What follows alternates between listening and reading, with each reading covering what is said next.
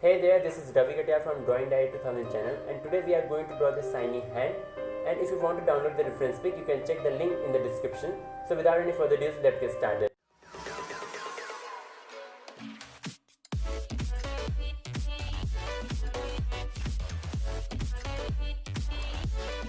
Alright, for this I am using A for ivory sheet, Camlin charcoal pencils, soft, medium and hard, cotton bug and dry paint brush for the blending purposes.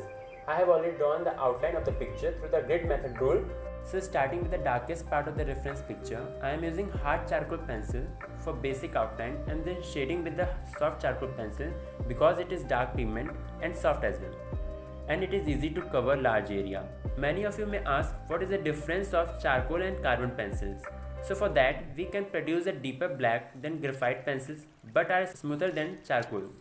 The basic method to draw a shiny or realistic hand or anything is observation, means finding highlights, midtones and darkest part of the reference picture and then draw on a page. And it is also comes as a practice. The more you draw, the more realistic work you get. As you spend more time on your artwork, you will get wow result at the end of the day. As in this artwork, I have taken approx 2.5 hours to complete it. So keep practicing.